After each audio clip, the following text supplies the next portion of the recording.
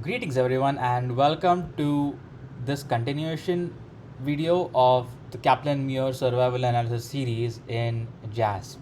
And in this video we'll be talking about how to perform subgroup analyses, subgroup survival analyses, and how to perform the log rank test to compare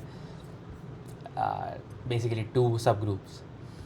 And we discussed how various input factors affect our analysis here in the previous video, and in this video we'll be talking about how to perform subgroup analysis. So basically, if you recall from the first video, the X variable indicates whether the patients were on maintenance chemotherapy or whether they were non-maintenance, so whether the patients actually received continued chemotherapeutic support, or the chemotherapy was stopped at the beginning of the study.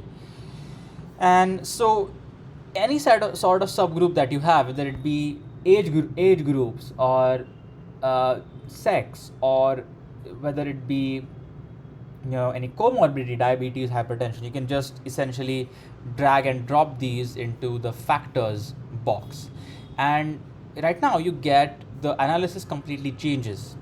So you can see the Kaplan-Meier summary table, you already have two different median survivals and for these two subgroups, and all the variables are, all the outputs have been changed.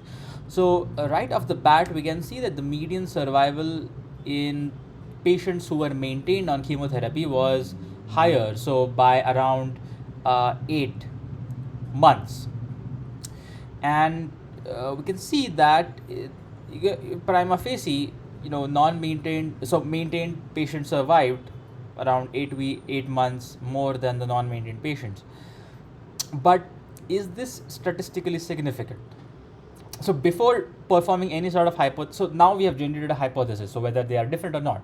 And to test this hypothesis, we would want to perform a log rank Mantel-Haenszel test.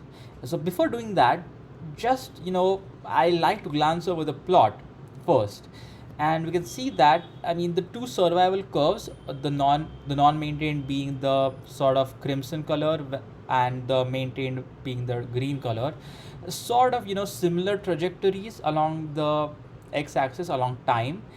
Although we can see that the patients who were maintained on chemotherapy, initially they survived more, but then the rate of decline is similar. So essentially the slope, if you imagine a straight line, the slope of both of these is similar.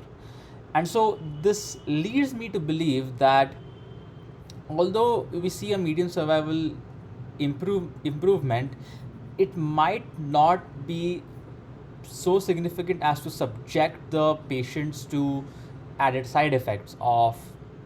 side effects of these chemotherapeutic regimens. So let's see whether that is statistically significant or not, and let's just perform a log rank test, and that gives us essentially a p-value, and we can interpret this p-value.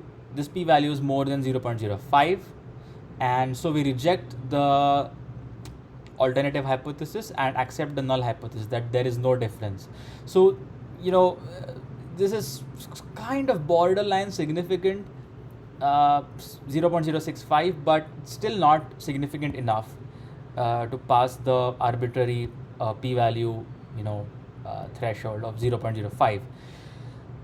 So in conclusion, both of maintaining chemotherapy does not seem to have an added benefit in these patients according to the log rank test. However, if you see the number of patients, that's 11 and 12, that's not a large number, and this might be a retrospective chart review where the authors might not have had enough patients to perform a proper power analysis and get the desired number of patients. But we know that power is dependent on the sample size. So the higher the sample size, the higher the power, and essentially power, you can correlate power to type 2 errors, that is false negatives, and the higher the power, the lower the false negative rate, and the lower the power, lower the sample size, the higher the false negative rate. So this is low sample size, so there's a chance of this being a false negative, and we have a false negative result, where in reality this might actually be significant. So this is good fuel to perform a prospective, probably a prospective cohort study, where we actually test whether maintaining chemotherapeutic regimens are actually effective or not. And this is how you actually develop your hypotheses, you develop your research questions after performing this is sort of like a pilot study, and you can actually go on to make your own hypotheses. So getting back to the plots, the graphs, we can see, okay, so there seems to be visually a difference, but not really. Confidence intervals also overlap. The risk table you can see, and the cumulative variance table you can see, similar rates. Life table, we have two separate life tables. And essentially this is how you perform a subgroup survival analysis. So thanks for watching.